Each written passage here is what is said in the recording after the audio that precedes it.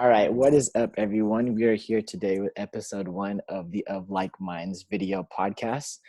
Today is super special. I have two very special guests today, two friends of mine from undergrad from UCLA, and they're both registered nurses. So we have here Louie and we have Anissa here on the channel. And yeah, you guys, I just wanted to first obviously due to our current situation right now, I kind of just wanted to kind of pick your guys' brains and kind of see how the daily work life is currently going on for you guys right now. So you guys can just speak on that. Okay. I can go first then. Work has been different than usual because we are taking extra precautions given the circumstances. We're screened before we come into work. We take our temperature. They ask us some basic questions like, have you traveled outside of the country? Have you been in contact with anybody that's been outside the country? Stuff like that. And they take our temperature, and then we have to wear a mask the whole shift, a surgical mask. And then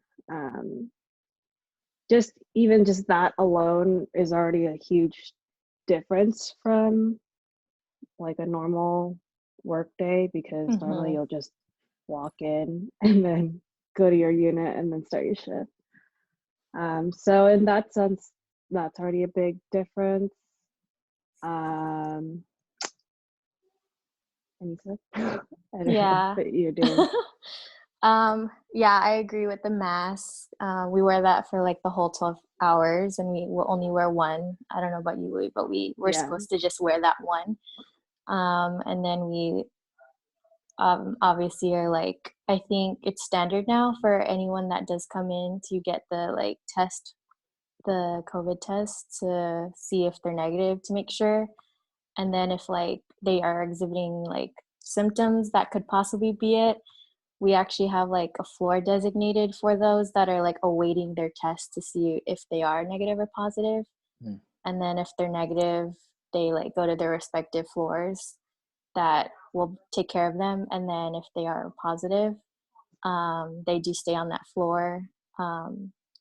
But like under certain circumstances, they could go to a specific specialized floor, just in the case that we offer more specialized care on those floors. So yeah. So, and you kind of said it, and I know it was a big problem that was kind of a topic, like maybe I think when this first happened, just in terms of like medical supplies being really low, and you talking about wearing the same mask for like a whole shift. I'm sure that's not how it typically is. So maybe if you guys can talk about just even dealing with low supplies and having to navigate through your typical workday, just so much more carefully and a lot different than usual. If you guys can talk about that. Yeah, so we do have that one surgical mask to wear the whole shift. If it gets soiled for whatever reason, then you can get a new one. But we do, for my unit, we do keep those masks, not like locked away, but they are like away for like nobody can just like grab and take them. And then yeah, that's like really different, because normally if anyone's on any sort of precautions, you take everything off, all your PPE, and you throw it out. Just it's all a one-time use. And now we're reusing N95s. I think for us it's up to 5 times. And then you can get a new one. And so that's kind of like a huge thing, because before they were like, oh no, just one and done, that's it. But now they're saying, oh, just kidding, it's okay, use it 5 times. I know. Oh my gosh. Or just use it the whole time. Yeah. So it's hard. Yeah, I can't imagine, especially in LA too. I feel like LA is obviously one of the bigger cities, and there's a lot more that you guys are dealing with that maybe smaller cities aren't. So that's super unfortunate. Anissa, I don't know if you have anything you want to add to that. So in order to like help keep the mask like intact as much as possible, if we do have like multiple patients that are on precautions that require us to like have the mask still, we have to have like face shields. We use like those for like one per like patient, I guess.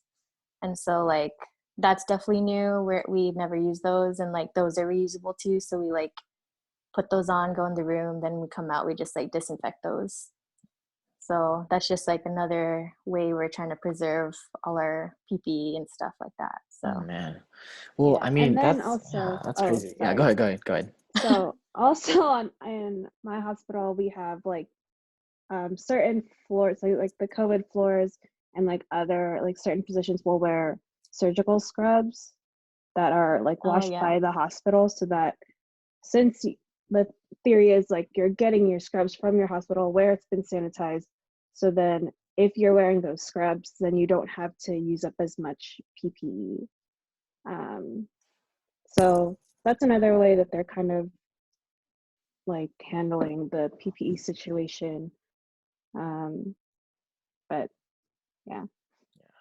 Dang, that's crazy. And like, I think just kind of building off of that, like, would you guys say like currently now that everything stands in terms of from initially when supplies were kind of low to currently now, like, is it getting a little bit better? Is there a lot more support? Like, what's your current situation at specifically where at your workplace? Hmm. I feel like it's Uh, kind of the same, right? Really? I don't know. yeah. In I terms of mean, like the PPE, is that what you're asking? Yeah. I think we're like the same pretty much. I think obviously we're not sure how long this is going to be, so we're trying to just be as cautious with everything and like try to, I don't know, keep our stock as much as possible. So we're just doing as much as we can, and I think it's been pretty much the same. Yeah. I yeah, think we're like I getting a don't, lot more donations though, so Oh, it good. kind of helps Good. sometimes. Yeah. yeah, like I don't think we have like a shortage, but they're just being extra precautious with Hmm. the supplies. Like we don't want, just because we don't have a shortage now doesn't mean we won't have them later. Mm, Yeah. So got as it. much as possible, they're trying to save. Understandable. And so I know, Anissa, that you've, from what we've previously spoken about, that you've had patients that have had COVID. So I guess maybe just talking about what that's been like and how that's like actually having to deal with it, the front lines, if you can just speak about that. Yeah, no problem. So I believe just on my floor, we've only dealt with like one positive patient that we knew for sure. Just because he had a specialized like condition underlying that we were able to help with that more than that other designated floor. So he was with us, and he's been with us for like multiple like admissions. And so for that, we would usually staff that patient, just one nurse for that shift, just so that we can prevent any like contamination with like other patients or I don't know, family members of the patient. And so we'll be just taking care of them. And then we just have like, I don't, obviously we're going to have them in a room where it's like negative pressure so that like nothing can come out if the door's open. And then we have like a little bit more cautious precautions, Hmm. like on top of the gown and the mask and the face shield. We also put like hair nets and like shoe covers too. So that in itself kind of takes a long process. And Yeah. then we do our thing in there, and then it would take a little bit of time too to like take off all of the stuff, Yeah. because in between different things you're like washing your hands and then you're touching another thing to take off. So So if you have one patient on the floor that is positive, like mhm. is it the normal 6 feet rules that apply like pretty much in society like today, or is there even more extreme precautions like a certain part of the floor is like completely blocked off, or like what are those like procedures like?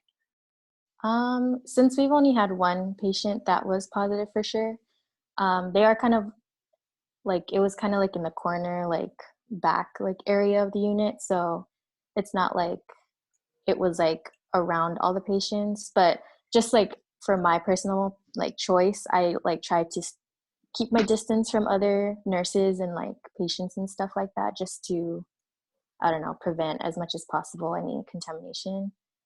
But obviously, like, not just me, but all the other nurses and like staff, we try to like do that already and like wash your hands as much as possible. And we have the mask too. So I feel like we're on extra alert when we're at work Yeah, I just to bet. be safe. Yeah. Yeah. Louis, I mean, I know that maybe you haven't quite dealt with it for you specifically, but maybe have coworkers, or have you seen it around like your workplace, or what's that been like for you, like your COVID experience personally? Well, for us, since our census isn't that high right now, whenever we do admit patients, we do try to keep them separate or like pretty far apart from each other, so that the nurses won't have to be like all in one spot. Um, but it does, um, yeah, so that's different. As a put like we had rooms that we opened up that we don't normally put patients into.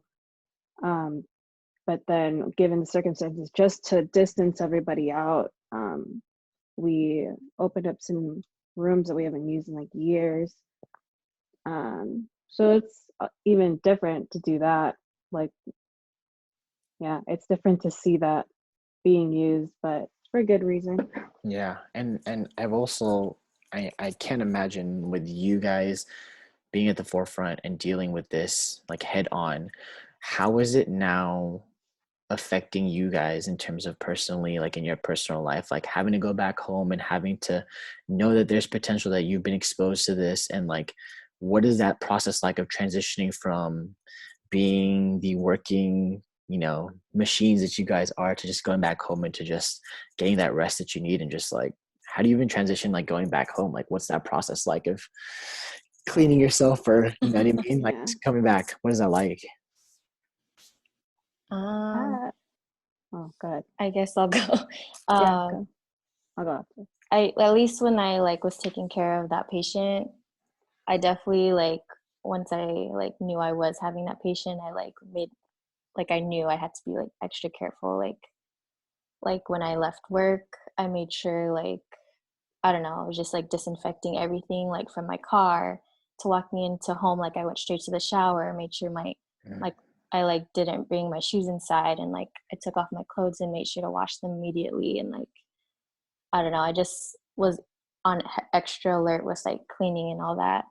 And then like since I had the patient for like a stretch, I also like made I just made myself like distance myself from like others. Like my roommate, I just told her like because we're both nurses, but we just want to make sure like I don't know, I just want to make sure I don't just in case in that case. And then just like other just others, I would just like I felt like I made sure I quarantined myself a little bit, at least for like a week and a half to 2 weeks. We can have two So that weeks. was Yeah. yeah, definitely it was like I felt like I was just always like hyper alert with everything, and like that definitely like took a toll on me like anxiety wise. So yeah, it like definitely affects like how you like look at things now, and like you're just extra aware. Mm. Yeah, like for me, um, when I come home from work, my shoes never go inside the house. I go, and then before I get out of my car, I have like a Clorox wipe in my car, and I wipe everything down in there, including my badge too. Oh wow. And then I go and I go inside, and then I take a shower right away in the bathroom closest to the garage, so that I don't even go into the rest of the house. Take a shower in there, and then all my scrubs go in like a bag, and then that's when I can go to the rest of the house. Um, that's just to be safe. Don't want to be touching things Yeah, absolutely. when. Well, you heard it here first.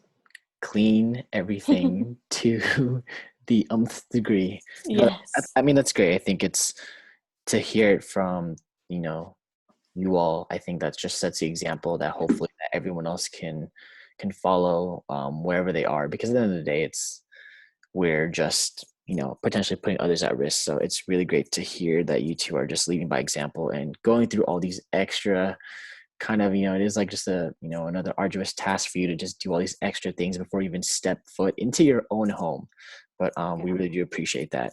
I think kind of moving on from the whole just cleaning yourself and transitioning back home, maybe like what exactly, like how have you guys been dealing with this? Because it's, for me, like, just to think on the outside, you guys are either going full force 100%, working a 12 to 16 hour shift, I'd assume. And then when you're going home, Anissa, you talked about you guys are pretty much just quarantining yourselves. So it's basically you're dealing with this thing head on, or you're kind of just have this like just this self-isolated time where I feel like it's almost completely opposite, or I don't know, like maybe you guys can talk about that contrast or just like that life, because I'm sure already being a nurse, registered nurse, like it's already extremely tough and challenging, but maybe you can talk about like what it's like to be a registered nurse during COVID.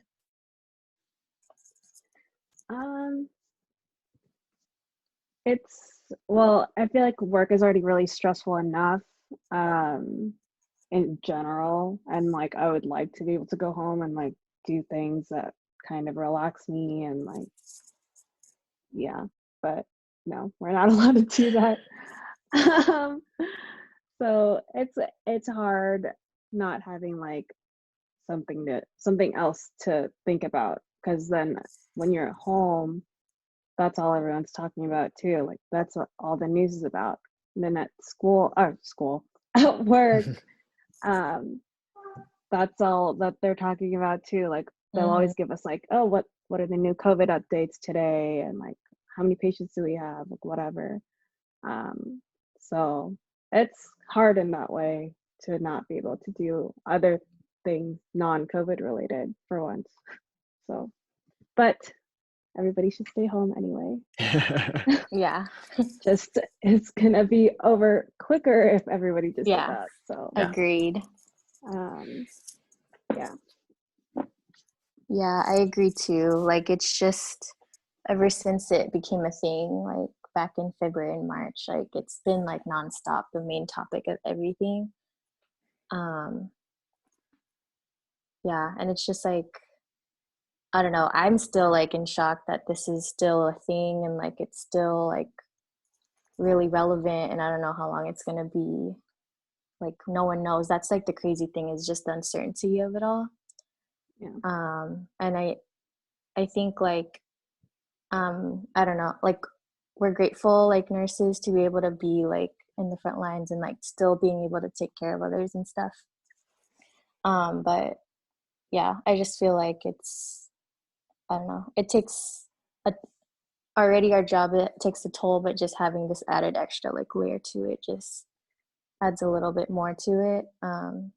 And then like obviously like when we go home, we want to like, we get to like rest and stuff, but also like in order for us to de-stress, I feel like being able to see others and like hang out and like have that support system like in person is like what helps, like, I don't know, like help us like cope and like de-stress from our job. But like now that that's obviously not a thing, or like we're not able to as easily and not have it as accessible, is also like hard to, like, we can just do the best we can, but that's definitely different and changed. So Well, I know that recently that it was extended for the stay-at-home quarantine in LA specifically, I think until July. I don't know if it was beginning or end of July, but I know till July.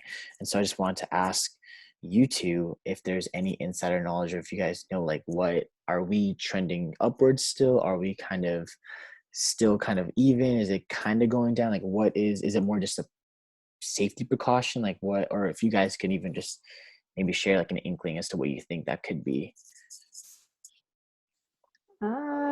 I think we're still up, trending upwards. That's why they decided to extend it. And I mean, I don't know. Like I said, if people were to just listen. But yeah, it's really hard because I am seeing some, like, at least my hospital's numbers, and like we are climbing a little bit. We are not like nearly as much as other places that I know, but I know it's trending up. So still manageable for you guys, like in terms of like not exhausting resources or like Mm, man, woman power, whatever it may be. Like it's yeah, manageable. yeah. And like our COVID units aren't completely full, but we do have like 2 different ones, I think. Hmm. But they're not like full, but still they're going up. So Yeah. they might be soon. Hopefully not. Yeah. Yeah, I think I don't know like the specific numbers of like California and all that, but I would say we're probably not towards the decline anytime soon. Yeah. Like it's only been almost 2 months of this, and like I feel like we still need a little bit more time to just like kind of manage it. I think luckily like me and Louie's hospitals aren't like seeing it, knock on wood, like to the like maximum, but like I'm sure other like places like in California can say differently, but I don't know. Mm. It's just kind of like we're just waiting or just Yeah. prepping. I don't know. Yeah. Well, if you Definitely guys had, lucky. yeah, if you guys had to say, if you had to give an estimation as to when you think that the lockdown quarantine could be over, if everything were to just, we're at the rate that we are, what are you guys thinking within 2020? What's a reasonable expectation for like whoever's listening or viewing this, or just anyone in general? Like, what do you think is a reasonable timetable for things to start to get back to normal? Yeah. I don't know. I know. No idea. Honestly, no idea. Yeah. Because already come what I think flu season starts in October. Mm-hmm. So that's already another thing that we're gonna have to like prep for, and who knows, that could be worse this year. But no, I have no idea. Is that something that's talked about like within the workplace, like that overlap of COVID flowing into the flu season and having to deal with that, because that can cause shortages, that can cause like more stress like on the staff and like your guys' respective workplaces? Like what's that conversation been like, if there is any? I feel like they're more focused on just COVID right now, but I don't know. That's just something that I'm thinking about Yeah. too, though. Yeah, it's right But around the there's corner not though. really, Yeah. yeah, it's not really something that they're concerned about because COVID is so big right now. But I I mean, think, yeah, we'll probably talk about it when it gets there. But yeah, I think me and like other like staff would talk about like, I wonder if like there'll be like a COVID season now, like a flu season, Mm. like Yeah. in like the future years and stuff. But who knows like where this is gonna go. So I guess we'll just deal with it when it happens. But Yeah. yeah. Are there any myths that need to be busted right now that from your guys' expertise in the medical background, just things that are maybe like misconstrued thoughts of COVID? Like, are there any things that like we should just let people know right now? You guys can share maybe, because I feel like there could be quite a few of them. But yeah, I don't know if there's anything that comes to mind.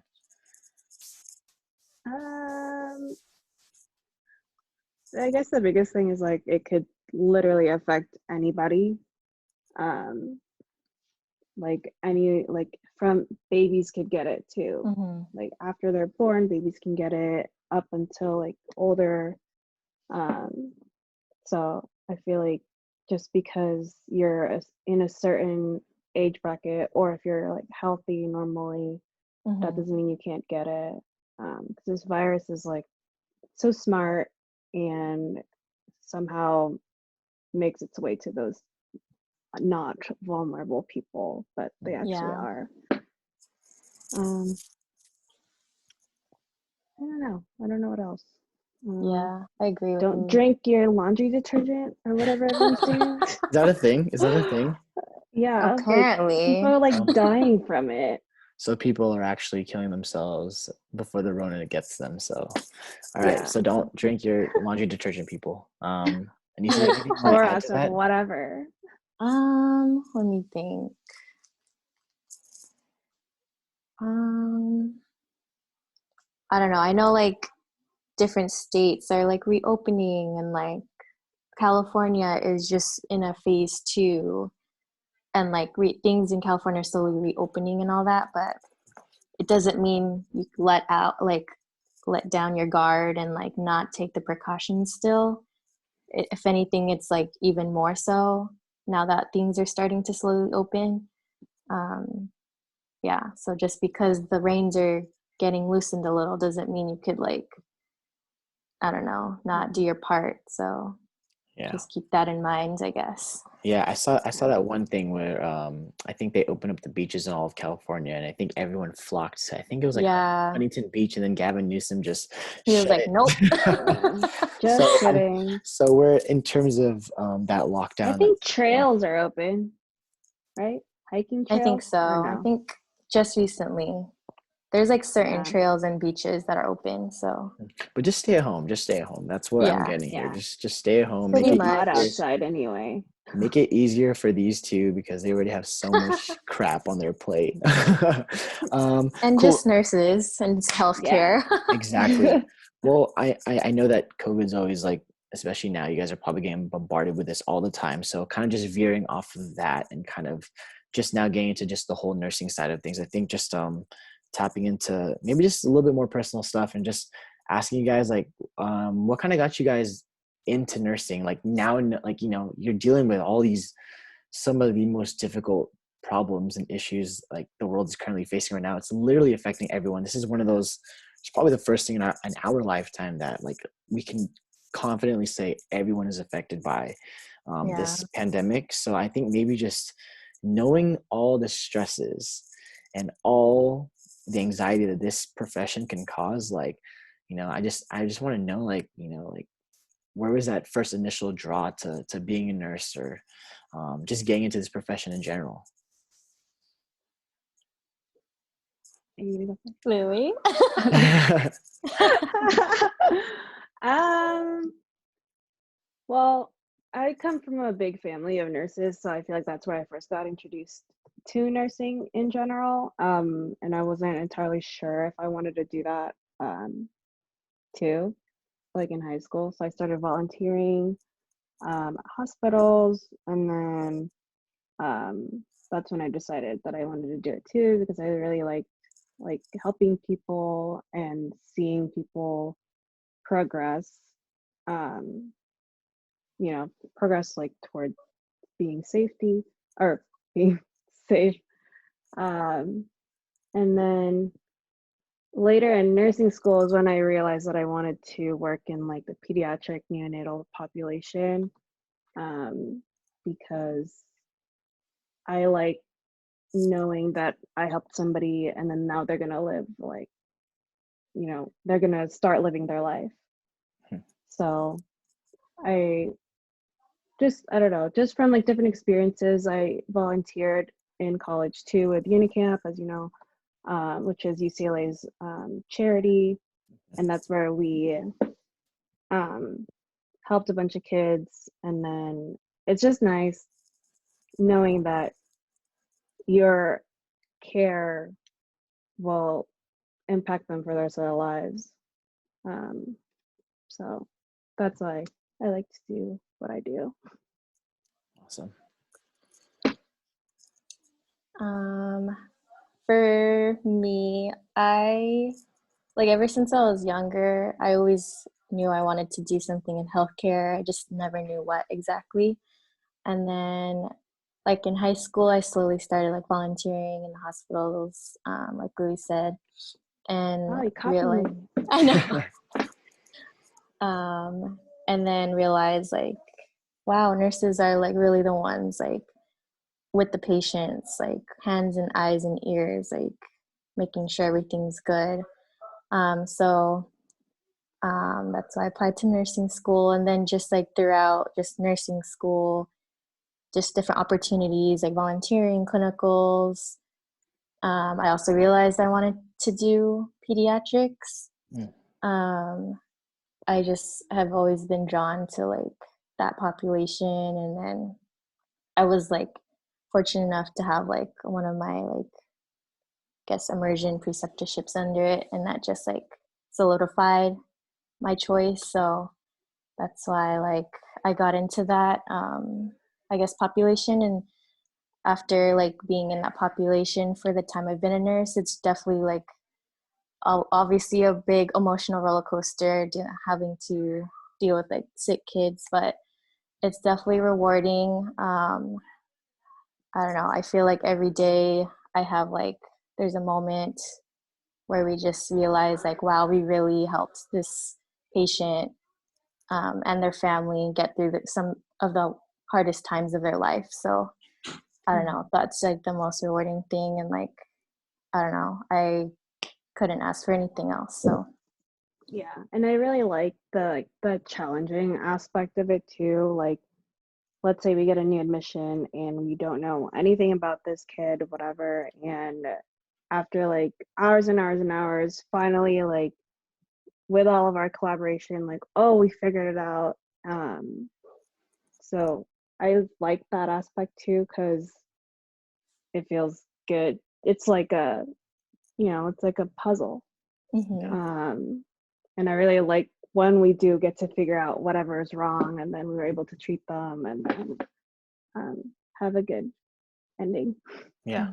Well, was it ever a thing with just going off that whole puzzle idea? Was it ever an issue or kind of deciding for anyone who's listening or watching this that may not know, but just in the healthcare field, there's so many things that you can do in healthcare, and I feel like at least to my knowledge, I know the big one is just nursing or being a doctor, and I think just kind of like differentiating and figuring out like what you want to do. Maybe you guys can speak on to why nursing may have spoke to you more than maybe pursuing being a doctor or maybe something else in the medical field. Just specifically, like what specifically to nursing made that really special? I feel like they have different lifestyles. Doctors definitely put in a lot more hours. And as much as I love what I do, I don't want to do it that often. I need a little break. Need that balance. For sure, for Yeah. sure. There's a lot more stress. But I mean, you do share the stress too, because you do work as like a multidisciplinary team. But yeah, a big thing for me was like lifestyle. But as a nurse, there are like tons of different types of nurses that you can do. It's not just like the basic bedside nursing. You can be like an OR nurse, you can be a travel nurse, you can be like a nurse practitioner, which is like similar to a doctor kind of lifestyle too, but at least you have that nursing background, which I think is helpful when it comes to treating patients, because you know how to really like connect and like figure out, like just work with a team aspect. Yeah, that's what I like about nursing, because like if I don't want to do this like type of nursing, like 4 years from now, then I can do something else, but still be a nurse. Like there are nurses that are like that work with lawyers, like in courtrooms or something. So it's Flexible literally too. just like, yeah, like you can be in management and be a nurse. You could be a flight nurse. There's like literally like so many options. So it'd be good. And like for me too, like sometimes I get tired of things like quickly. So just So switch. is it I already typically have the background. So is it typically like a registered nurse is like kind of the starting point, or you could probably start any one of those specific nurse professions if you want to, like you said, traveling nurse or like a flight nurse, like, or is it typically you'll start like in a hospital or in like a certain grounded workplace, maybe not traveling as much? Like what's that like? No, not necessarily. You don't have to have bedside experience Okay. to be a whatever type of nurse. Just depends on whatever you're trying to get into. But you don't necessarily have to work at a hospital at all, but still have your RN. Yeah, some work like at clinics or like nursing homes or yeah. Cool, But I cool, feel cool. like usually like I think Well, like I feel like a lot would be like RNs or like I feel like the majority like start off and then they kind of branch off. Yeah, like it's good to have like your solid base like for nursing, but you don't necessarily need it. If Cool. hospital's not your thing, which it's not for a lot of people. Awesome. What would you two say to someone who maybe 13, 14, figuring out a career path, they enjoy helping people, or they're thinking about majoring or pursuing or thinking of nursing as a career? Imagine speaking to like your 13, 14-year-old self, like right before you get into the thick of things in high school. I guess what kind of advice would you say to that 13, 14-year-old, knowing everything that you've experienced and lived so far in college and also in the workplace? So for that up and coming kid that wants to be a nurse, what's maybe just something that you would say to them? If it's a couple things, one major thing, what would you say to them? Wow. I'm trying to take think. your time. Take your time. Yeah, there's no rush. Back when I was 13, 14, like, man. What was I doing? Study. Get It's good definitely, grades. yeah, I guess I feel like, I don't know, people may like stress over like where they go for nursing, or if like they go straight to university, or they go from community and transfer, or just stay at community, or like do a vocational. I feel like don't stress about that. Like just worry about your like if you're able to get in nursing school and like a program, that's awesome. And like just do your best with your grades. You might not, like obviously you want to do the best you can, but if you don't necessarily get like the highest GPA you can get, it's okay.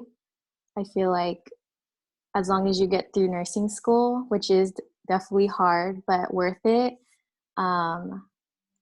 like you'll be fine. Like you'll be still able to get a job, and like you learn everything on that. Like you literally learn everything on the job, and like I don't know, whoever you work with, it doesn't matter where you came from, what school you went to, we're all doing the same job and helping others. And as long as you have that passion and drive to do so, like you'll be like the best nurse you can be. So I don't know, I feel people stress about that, but like at the end of the day, we're all nurses, and we're all just, our main mission is just to help others get through like some of their toughest battles. So yeah.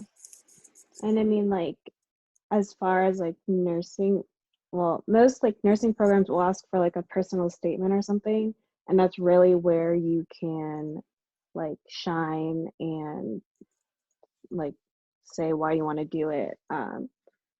And I think that kind of speaks louder than grades sometimes. Yeah, of course they'll like that high GPA or whatever, but if they see somebody with like a lower GPA but have this like really high passion and like drive to be a nurse and like show it that way, then maybe I'll take that one over the high GPA person.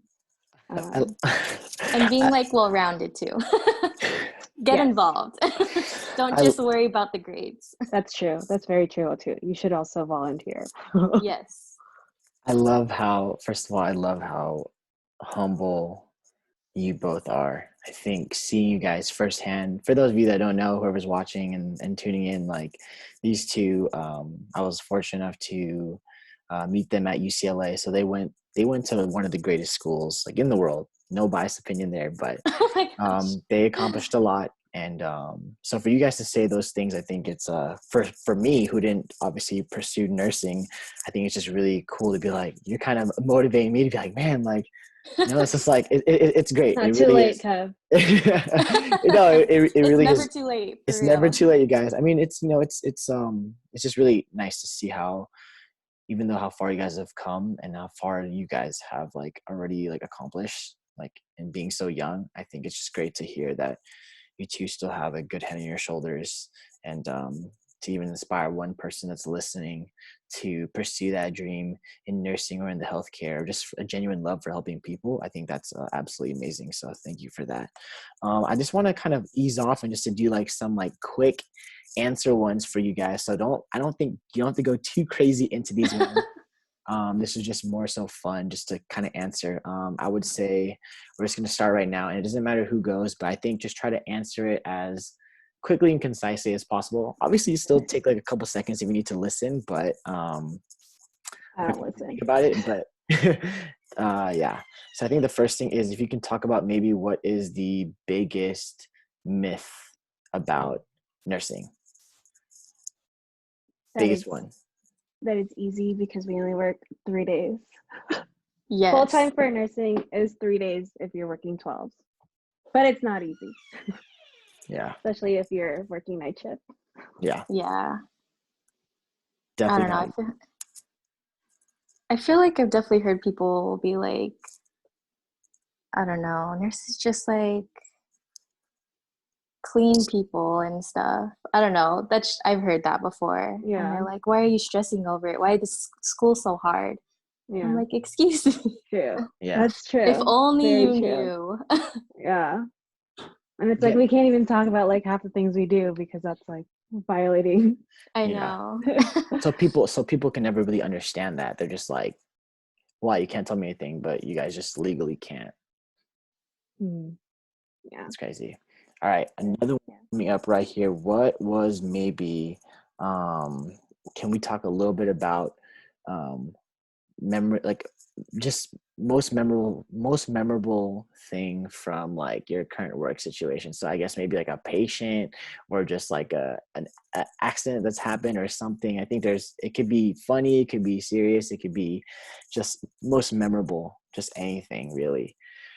Or even in like amongst your coworkers, I don't know. It could be something that we can talk about. He'd be like, "Oh, like this old grandma just like farted," or like, I don't know, just like, I don't know. It could be anything. I don't know. A lot of weird things happen at work.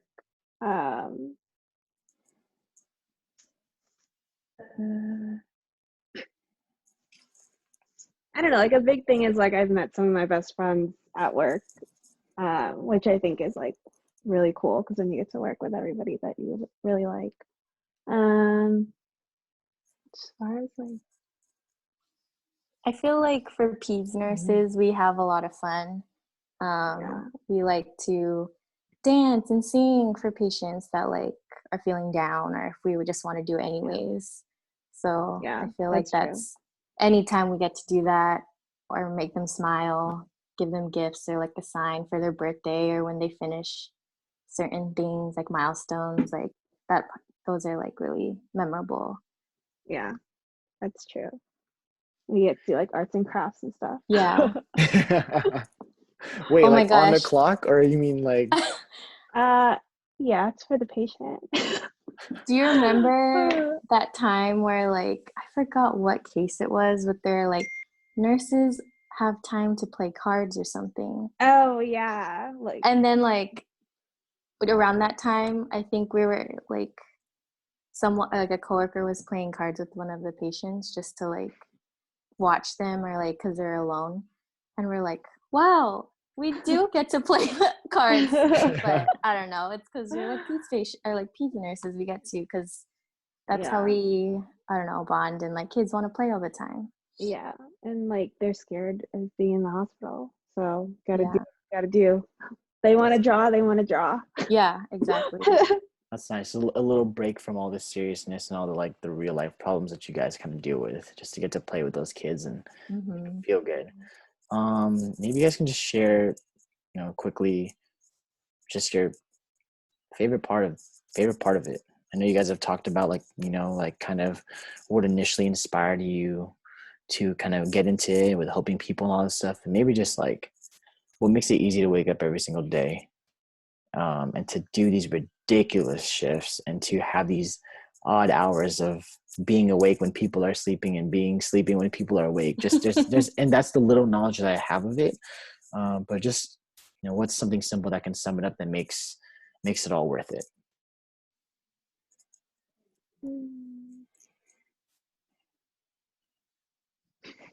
I think like, yeah, like there are gonna be good days, there are gonna be bad days, but like, I don't know, the moments where either you don't expect something, like an unexpected like thank you from a patient that like you've been trying to get through for the longest time, or just, I don't know, you just, when you see patients, like when you have patients that are on the floor for like weeks, months, you get to like form a relationship with them.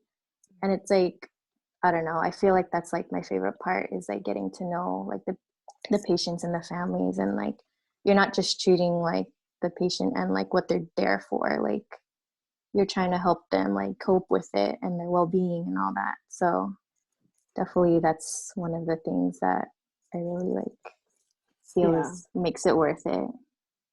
Yeah, like I really like seeing like when we have our really long-term patients finally get to go home, after we've spent like so many days, like hundreds of days, not like 100, not 200 or anything. They don't usually stay with us that long, but like being able to know that you helped them get home and like healthy and now like thriving, as opposed to when they first started, when they were first admitted. And the same thing too, like forming bonds, even with parents. That's really nice. They really appreciate what we do. And at first, like we do get some backlash because like I am like one of the younger nurses on the unit, but they start to realize later on like that we're all nurses, we all do the same thing, we're all trained. So it's nice knowing that too, that they have like a lot of confidence in us. Yeah. Amazing. Is there anything else that you guys are just dying to share that we maybe missed or haven't covered within like this last X amount of time that we've been together? Just anything about like nursing or your guys' specific your own independent story that you maybe just want to share, or just even the smallest thing. If there's anything that you want to kind of leave our audience with.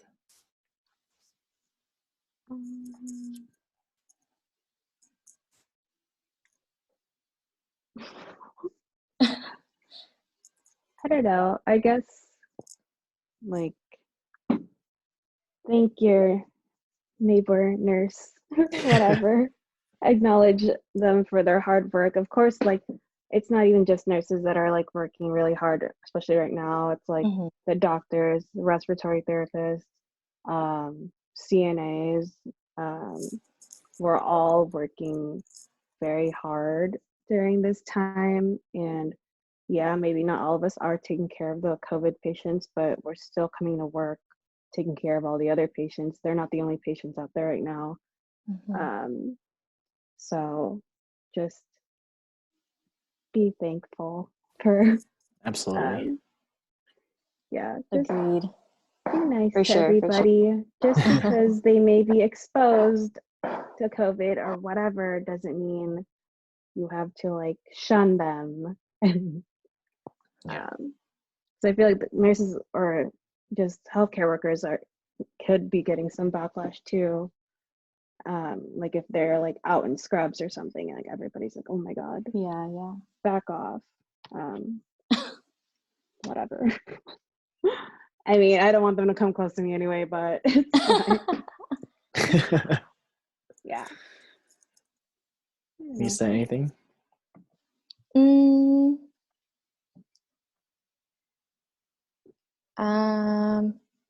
I think just from the time being like a nurse, like it's just crazy like how we can like,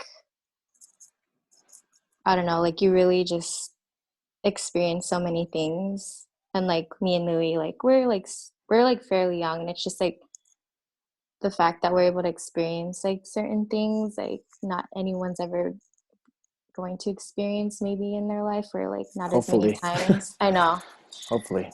I don't know. We're like literally there, like for patients that have just been born to the days where they like literally like take their last breath. Like it's crazy, just like the cycle and like the span of everything. Like it just blows my mind, like how we are literally like there through all the stages. So I don't know, I'm just super grateful to be able to do what we get to do and be able to share that with others, like through this, of course. Yeah, absolutely. I mean, just a quick thought to end this. For a while during my high school years and even my first few years of college, I would go home and take care of my grandma, and I was pretty much like her personal nurse. And so for me, the respect is extremely high for people that are in your guys' position, because I can't imagine doing that for literally thousands of people, hundreds of people, like on a single shift. And so for your attention to go from one person to the other and having to restart that whole, like, you have to put on this face and you have to put on this, like, everything is fine with you, like you're helping everyone but yourself. It's like, I want to personally thank you guys for doing all that you do, especially during a time like this. And just thank you so much for sharing everything that you guys have had to share about your guys' experiences with COVID, your guys' thoughts on just like maybe certain preconceived notions about nursing, and just even some of your favorite things about your guys' fields and why you guys even got into it. But yeah, I just want to thank you, T, for being on the video podcast, the first one with also two people, so pretty challenging. But yeah, so just thank you so much, you guys, for being on the podcast. And we'll stay in touch with you guys, and maybe we'll bring you guys back on, and we will see you both soon. All right. Thanks for Thank having you. us. Thank you, guys. We'll see ya. Thank you so much. Stay safe and healthy. Thank you too. Thanks.